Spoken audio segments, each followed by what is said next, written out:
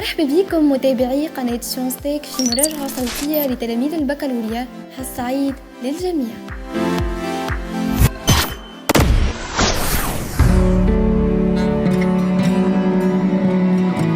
Salut à toutes et à tous, voici une résumé du module franquet proposé par votre chaîne favorite, Sciences Tech.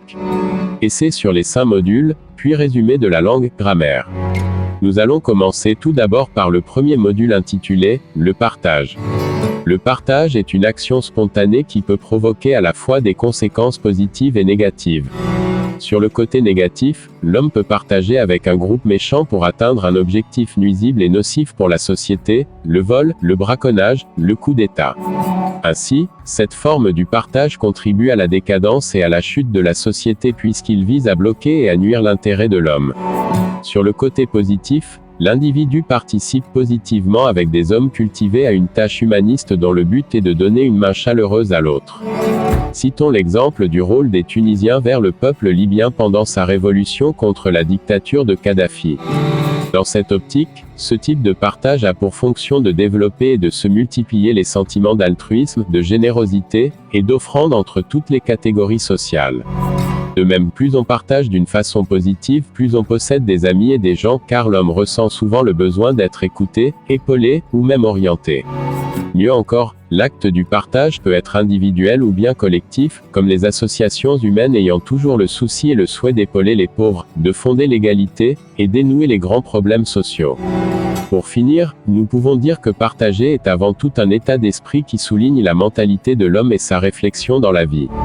Bref, le partage est une arme à double tranchante, il peut progresser ou bien reculer en arrière la société. Deuxième module, l'engagement en littérature. L'engagement en littérature est un thème qui reste toujours à la mémoire des êtres humains puisqu'il joue un rôle très important dans l'amélioration de la situation de l'homme. L'acte de l'engagement est lié étroitement aux écrivains, car seuls qui assument presque cette responsabilité à travers des écritures, des critiques, des discours, et des œuvres. Dans ce cadre, il existe plusieurs circonstances poussant l'écrivain à s'engager.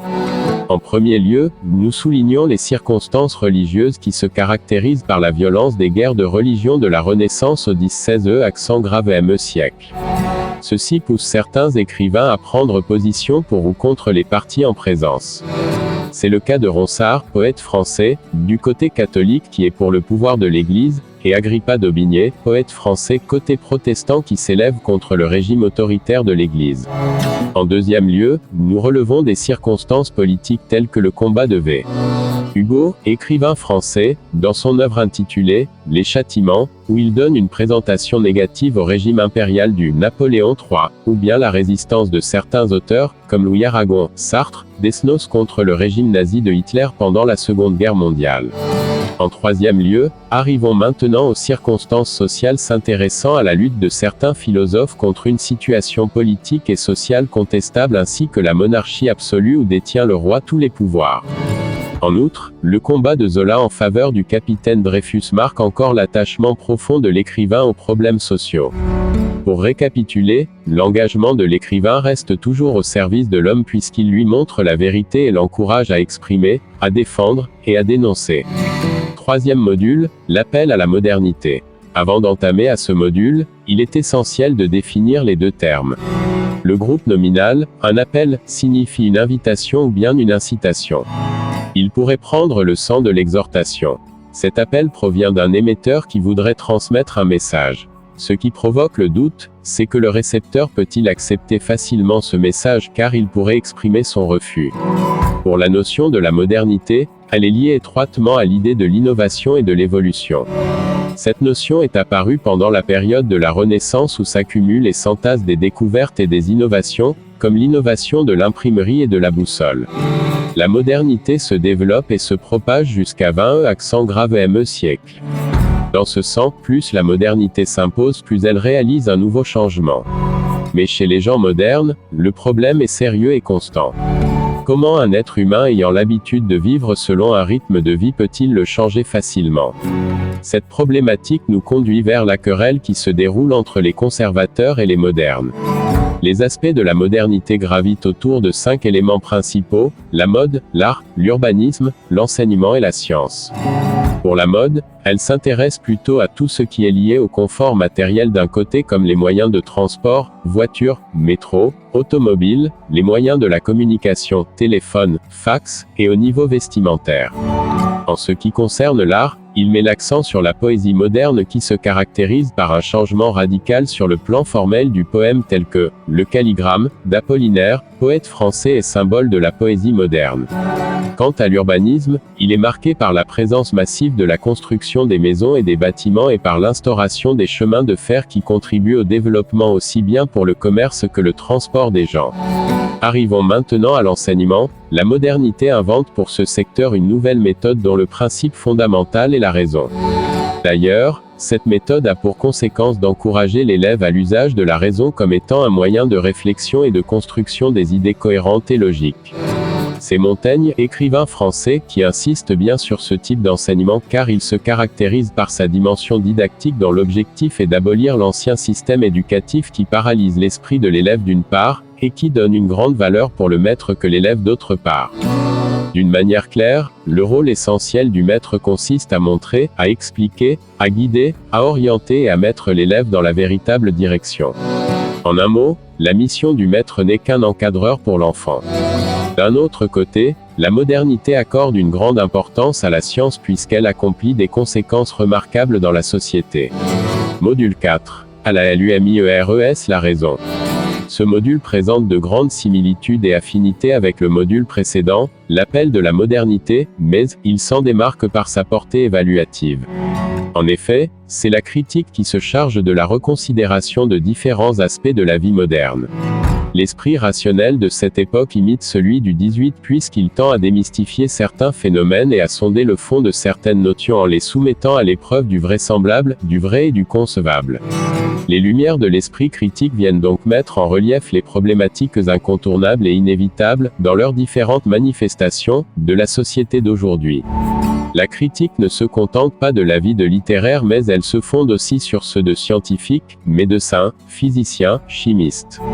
Le rationnel et l'irrationnel ainsi que le vrai et l'inconcevable se croisent étant donné que ni la critique, ni la science ne semblent avoir l'aptitude de se prononcer sur des pratiques qui sont de l'ordre du surnaturel à l'instar de la magie, de la voyance, de l'occultisme, du 10e sens, de la télépathie, du magnétisme. Il est de nos jours des phénomènes auxquels la science n'a pas apporté les explications satisfaisantes. Cependant, loin du surnaturel et du métaphysique, l'esprit rationnel de ce siècle retrouve sa vocation et ses aptitudes d'analyse et d'interprétation des faits sociaux, psychologiques, physiques, économiques et même artistiques. Parmi les données et manifestations qu'il a remis en question on trouve 1. La publicité. Pour ses adeptes et ses partisans, elle est devenue le fondement de l'économie moderne et le conseiller du public. Elle est pour eux l'ingrédient principal d'une nouvelle culture dite la culture de la publicité qui concerne surtout les jeunes générations qui voient en elle un moyen d'information et d'orientation. Parmi ses avantages, il cite: elle est un moyen efficace qui contribue au développement économique de la société. Elle est une incitation à l'achat qui fait réanimer l'économie et qui rend la société plus prospère. Les séquences publicitaires ne sont pas banales, en revanche elles renferment beaucoup de savoir et d'art puisqu'elles sont conçues avec minutie et soin, elles visent à convaincre son destinataire en un laps de temps très court. La publicité évolue et profite du progrès technologique et scientifique, elle n'est pas conçue arbitrairement car elle se fonde sur une étude sérieuse niveau socio-psychologique du consommateur. Elle tire profit de la science et met à sa disposition les moyens influents que celle-ci invente. Elle utilise des outils et des supports différents, elle va d'un simple sigle jusqu'aux séquences télévisées en passant par les banderoles, les images, les affiches. Elle n'est pas employée uniquement dans le domaine commercial puisqu'elle est utilisée dans des campagnes de sensibilisation ou de lutte contre des phénomènes nuisibles à la société, lutte contre le tabagisme, l'alcool, la drogue, les MST, sensibilisation à l'utilité de la réintégration des personnes âgées, à l'importance du dialogue entre les générations, respect de la nature. Les adversaires de la publicité la critiquent en énumérant ses inconvénients, selon eux. La publicité n'informe pas vraiment puisqu'elle vise à manipuler le consommateur. Les produits auxquels elle fait de la propagande sont le plus souvent médiocres et d'une performance nulle. Elle précipite son public dans un monde illusoire, c'est une forme d'aliénation, elle masque la réalité. Elle a pour objectif unique de réaliser le plus de gains même en exploitant les enfants. Une preuve que la publicité est un mensonge déguisé réside dans l'utilisation de la même technique et stratégie pour louer le même produit sous prétexte qu'il vient d'être amélioré ou perfectionné. Par contre, c'est le même produit qui a les mêmes caractéristiques. 2. L'informatique. Les ordinateurs ont envahi d'une façon prépondérante notre quotidien. Ils ont facilité la vie sociale et professionnelle. On les trouve dans n'importe quel domaine, ils sont le premier compagnon de l'homme devenu le centre de tout un réseau informatisé. Grâce à des cartes magnétiques, on peut, de nos jours, effectuer la majorité de nos activités financières. Grâce à l'école virtuelle, on peut poursuivre des études. Aussi peut-on communiquer, acheter et vendre. Toutefois, cette technologie est redoutée par certains, à l'exemple des ouvriers qui voient en elle une concurrente qui les menace de licenciement. Par les citoyens qui la considèrent comme une violation de la vie privée, nous sommes quasiment espionnés par le système d'informatique qui contrôle notre vie, par ses propres adeptes qui craignent ces anomalies imprévisibles et incontrôlables à l'instar des virus. 3. Le progrès technologique et scientifique, salué vivement, certes, pour ses exploits censés aider l'homme à mener une vie plus confortable et plus heureuse puisqu'il a amélioré l'espérance de vie grâce à un régime préventif de vaccination. Il a aidé l'homme à voyager plus rapidement grâce à un arsenal de moyens de transport maritime, ferroviaire et aérien plus rapide, plus sécurisant et plus confortable. Cependant, il est contesté en raison de ses répercussions sur l'équilibre psychologique du citadin d'aujourd'hui devenu plus anxieux, plus perplexe, plus stressé. En raison aussi de ses effets néfastes et nuisibles à la santé et à l'environnement, nous vivons dans une nature de plus en plus polluée, dans un climat d'avidité générale. 4. La mode, elle ne représente pas vraiment une caractéristique typique de la vie contemporaine puisqu'elle a existé même dans les siècles précédents, mais lors de cette époque elle est devenue plus marquante et plus insistante. Elle touche surtout les jeunes qui veulent se montrer branchés, chic et élégants. Par la mode, certains veulent se distinguer, d'autres veulent afficher leur raffinement et leur appartenance à la société dite mondaine. En somme, c'est une autre mise au devant de la scène du problème du paraître et de l'être. 5. Le statut de la femme, l'affranchissement de la femme. Cette polémique est traitée par des femmes écrivains qui contestent la façon par laquelle la femme dite affranchie aborde sa vie sociale et professionnelle, qui en voulant s'imposer et prouver ses capacités tombe dans le piège de l'imitation de l'homme. En agissant telles, elles se sont mutilées car elles ont renoncé à une part de leur humanité, leur identité, leur féminité. Pour elles, la libération de la femme dans la société moderne est un nouvel asservissement car celle-ci est traitée d'une manière avilissante et abaissante. L'image de la femme est mal exploitée car elle néglige les aspects moraux et se focalise sur les caractéristiques physiques. 6. Les stars et leur impact sur la société. L'un des aspects propres à la société moderne est la place réservée aux stars qui sont vénérées et glorifiées. Elles sont assimilées à des figures mythiques et traitées comme étant des êtres exceptionnels dotés de talent et de beauté. Les stars influent en particulier sur les adolescents qui font d'eux des idoles. En effet, l'image de la star est exploitée dans la publicité car en raison de son magnétisme et de sa célébrité, la star contribue à la commercialisation du produit en question. 7. L'impact des médias. On désigne par ce terme les différents moyens de la diffusion de l'information, presse, radio, télévision, qui se sont peu à peu procuré un pouvoir préside. Il s'adresse au même temps à un public très large pour lui inculquer, à travers l'image, des valeurs précises qui varient selon le message émis et selon la conjoncture. Les critiques s'attardent en évoquant cette problématique sur l'uniformisation et la standardisation des esprits, étant donné que les médias sont en train d'orienter la réflexion du public en le submergeant par un flot continu d'images qu'il a du mal à saisir et à analyser. C'est pourquoi il leur laisse le soin de l'interprétation et se trouve contraint de subir le défilement des informations. Des citations, valables pour les modules 3 et 4. Baudelaire, la modernité, c'est le transitoire, le fugitif, le contingent, la moitié de l'art, dont l'autre moitié est l'éternel et l'immuable. Patrice René, la pensée des anciens nous est contemporaine, elle nous aide à débrouiller les chaos modernes et nous restituer ce qui est éternel. Philippe Bouvard, quel plus bel exemple de l'incommunicabilité moderne, le spectacle des automobilistes dans leurs véhicules, ceux qui roulent 2 par 2 ne disent pas un mot et ceux qui n'ont pas de passagers parlent tout seuls. Oscar Wilde, rien n'est plus dangereux que d'être trop moderne, on risque de devenir soudain ultra démodé. Jules Renard, aujourd'hui on ne sait plus parler, parce qu'on ne sait plus écouter. Duc de Lévis, en avouant ses erreurs, on met la raison au présent et le tort au passé. Jean Dorst, l'homme a assez de raisons objectives pour s'attacher à la sauvegarde du monde sauvage. Mais la nature ne sera en définitive sauvée que par notre cœur. Elle ne sera préservée que si l'homme lui manifeste un peu d'amour. Friedrich Hegel, la raison gouverne le monde et par conséquent gouverne et a gouverné l'histoire universelle. Paul Léoto, l'être qui prête un pouvoir magique, surnaturel, à un objet quelconque, croix, statuette, est un aliéné partiel. Tout ce qui est croyance aveugle est un degré de folie. CINQUIEME module. La POE est SIE. Étymologiquement, poésie est un mot d'origine grecque poein, qui veut dire créer, fabriquer et dont est dérivé le nom poiesis, ayant le sens de création. C'est un art du langage visant à exprimer ou à suggérer une idée par le moyen des sonorités, du rythme et des figures. Donc la poésie est avant tout un travail sur le langage considéré comme producteur de sons et de musique avant même d'être producteur de sang. Ce jeu sur les sons sur lequel se fonde la poésie est assuré par les rythmes. Les mesures, les accents, les répétitions par la versification, rime, mètre, strophe, refrain, la recherche de l'harmonie sonore et musicale se trouve aussi, par la même envergure, dans le poème irrégulier au vers libre qui s'est émancipé sur plusieurs niveaux de la poésie traditionnelle mais qui lui est resté attaché à ce niveau. La poésie contemporaine est encore recherche de son. Le travail sur le côté sémantique doit jouer des ressources inattendues du langage, images, figures de style, expansion du nom, qui contribuent à susciter chez le lecteur une émotion dite poétique. Parmi les caractéristiques fondamentales du genre poétique, on cite la répétition qui possède un pouvoir incantatoire et qui structure un espace sonore. Cette constante de la poésie se trouve d'un vers à l'autre dans la rime, dans la reproduction du même nombre de syllabes, 12 syllabes égale alexandrin, 10 égale décasyllabe, 8 égale octosyllabe, 6 égale hexamètre, pour les vers pairs et pour les vers impairs, 7 égale heptasyllabe, 9 égale ennéasyllabe, dans le rythme.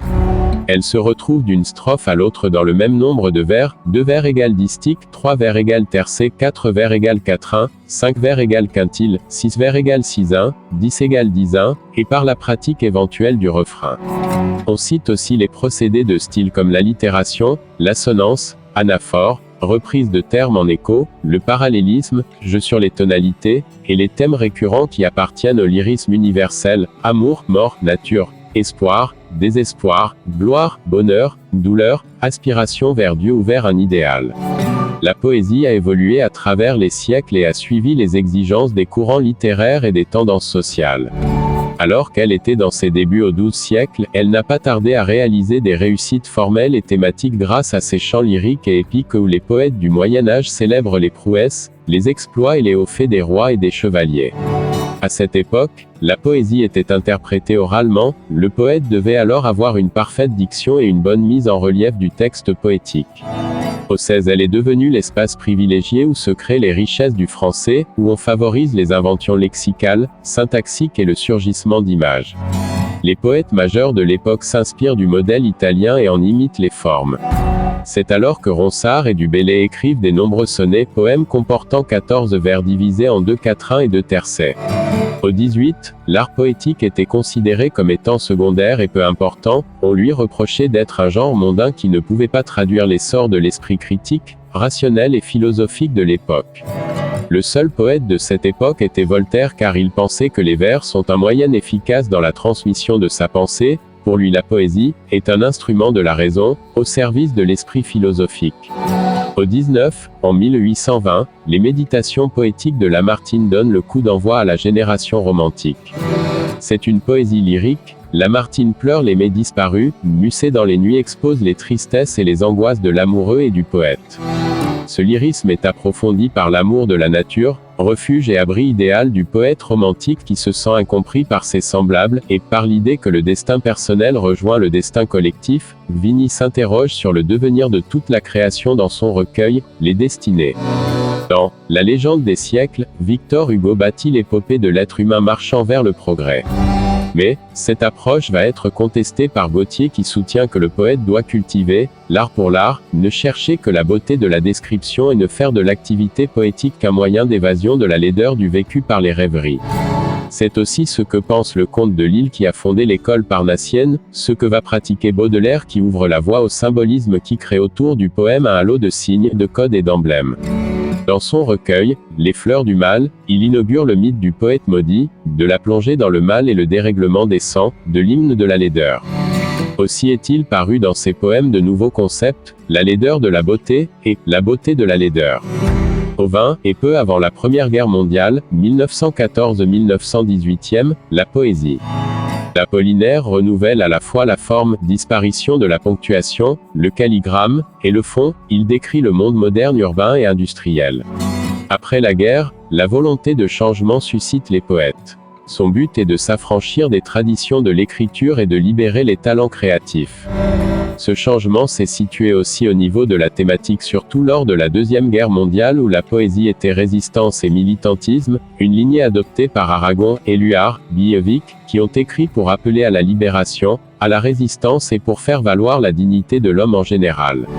Les poètes contemporains estiment que l'affranchissement de l'art poétique des contraintes rigides de règles traditionnelles va non seulement être une faveur pour les poètes mais aussi un acte qui le rapprocherait du public puisqu'il le rend plus accessible.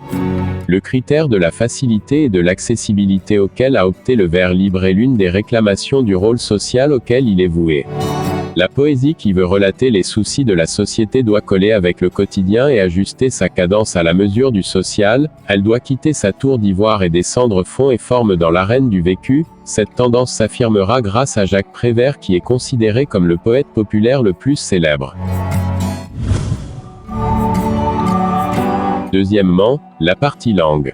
1. La cause. Dans la phrase complexe, on emploie parce que, puisque, comme, vu que, du moment que, étant donné que, sous prétexte que, cause mise en doute, si, c'est parce que, cause mise en relief, non que, mais parce que, cause niée, soit que, cause alternative. Dans la phrase simple, on emploie, à cause de plus non cause négative, grâce à cause positive, faute de plus non, à force de. 2. Conséquences. Dans la phrase complexe, on emploie, alors, donc, si bien que, de sorte que, de manière que, de façon que, plus indicatif, point, etc. Astérisque si plus adj plus que, tellement plus adjectif, non, ou verbe plus que, tant plus non, verbe plus que assez, pour que plus subjonctif, trop, pour que plus subjonctif, conséquence liée à un degré d'intensité. Quand la principale est la forme négative, on emploie le subjonctif dans la subordonnée. Dans la phrase simple, on emploie au point de plus infinitif de manière à plus infinitif, etc. 3. But. Dans la phrase complexe, on emploie pour que, afin que, but à atteindre, de peur que, de crainte que, but à éviter. On peut employer aussi de sorte que, de façon que plus subjonctif. On emploie toujours le subjonctif dans la subordonnée de but. Le sujet de la subordonnée doit être différent de celui de la principale. S'il s'agit du même sujet, on emploie un complément cirque du but. 4. Opposition, on emploie, alors que, tandis que, par contre, plus indicatif. 5. Concession, quoique, COD, quel, le est-ce que, soit, bien que, si plus adj plus que plus subj, tout plus adj plus que plus indicatif, subjonctif, sans que, encore que, ou que. On emploie le subjonctif après bien que, quoique, qui que, quel, le que, quelque plus non plus que, encore que, sans que. Astérisque on emploie le conditionnel après quand bien même.